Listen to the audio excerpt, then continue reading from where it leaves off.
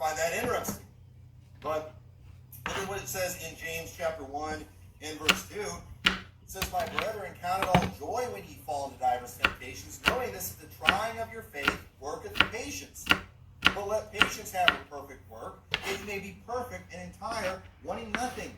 Hey, patience is something that's so important, and I don't even have time to get into it, but study patience and the tribulation and patience, and then look up all the references to patience in the book of Revelation. Here is the patience of the saints. Here are they that keep the testimony of the Lord Jesus Christ. Patience is what we all need to learn so we can handle the tribulation, so we can handle the persecution. And it's times like these where we're just kind of in a situation where you're kind of in limbo. We're in a situation where we're in new territory. We're seeing things we've never seen before, and we're trying to navigate through the uncharted waters, as we've been saying. And, it's times like these that teach you some patience. And folks, I'm a little worried, I'm a little concerned about just some of the super weird teaching I've been hearing during this time, some of the messed up things people are doing with the scriptures to try to prove their points and their positions. And I'm thinking, are you serious? You're really going to use the Bible that way? That's really how you're going to interpret the scripture right now? What's going on?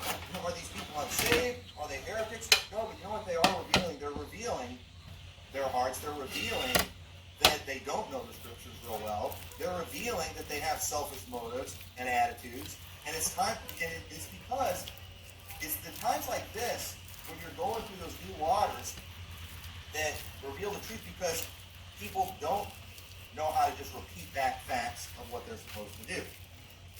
Okay? Because again, anybody can walk into this church and convince us that they're a hardcore new IFB'er because they know all the items on the list that you're supposed to have. And they can repeat all those things and quote it back. They can say Romans 1 backwards. They know how they've got all that down.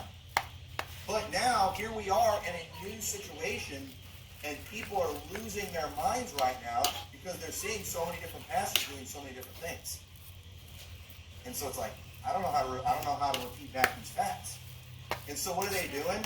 They're seeing me do something they've never seen another pastor. What other new IB pastor have you seen go to a protest? Now, folks, let me just say, I am not becoming like a political activist or anything like that. I went there for fun, and that is exactly what I had. Okay? And I fully intend, if I get another chance, to do another one, but I am not even, I've seen pastors go to things like that, and they'll come back, folks, you need to get involved in these things. We got to get the right kind of politicians in. You need to go to these protests and carry it. I'm not going to tell you all to do that. I went for fun. I would recommend going to a protest like I'd recommend going to Six Flags. Okay? It's some awesome rides, and you'll see a lot of freaks. Okay? And that's how I feel about it. And then and some of these people are on Facebook. I don't know I can't picture my Lord and Savior going to a protest. No, here's what's wrong with you, punk. You've never seen a new IFB or do that before. And so that doesn't compute with you. And that's how it is with all these people. Pastor Tommy, why are you doing... what I do, I feel like you. And it's not always what other people... I forgot to go to new IFB headquarters to get permission. I forgot to go to my fellow new IFB pastors and say, hey, what position am I supposed to take through this whole thing? What are we all going to do? I don't know what to do. Pastor Anson, will you please tell me what to do, because I can't figure out what to do. Now some people, they do. And it's nothing wrong with following examples and following other people's leads, if you just don't know what to do. But here's what blows my mind. There's all these morons out there who will condemn others based on the actions of the pastor. That's just stupid. Okay? And you know what these people are doing? They're revealing that they don't have anything going on the inside. They're revealing that they're fake and that they can't think for themselves. And it's these times of the unknown where you just got to have some patience. Sometimes you do just kind of have to sit. You got to be still. You got to wait on the Lord and just... But at the same time, pastor right now doesn't really know what's going on. He's like, you know what? I choose to just kind of take me in this situation and wait this thing out, but I really don't know what to do. I don't have a problem with that. You know, if you don't know what to do, sometimes just don't do anything, don't change it. But you know what? Those who do feel like they know what they need to do are doing something, leave them alone. I'm so excited. You know what? Some people are going to lose their minds. So excited. You know, I'm working with pastors from other religions, from denominations, and encouraging them, positions and stands that they're taking. You know what? Get over it. They're doing a good thing that's actually helping us. There's going to be churches today. There's churches today in Illinois meeting, with 10 people or less, or drive-in services, because a pastor of a non-denominational church, went and took a stand. That's a lot. Not because of the Fundamental Baptists, because of the non-denominational. Now, the Fundamental Baptists are about to take a big stand in a couple weeks. We're always a little bit later, late to the ball game, the action. Let the Jehovah's Witnesses get to the countries that get opened up before we do, and the Mormons get there before we do. But we get there eventually, after they do all the hard work. But if the Mormons succeed in getting a country to open up the doors to allow evangelism to go on there, am I going to go trash the Mormons for doing that?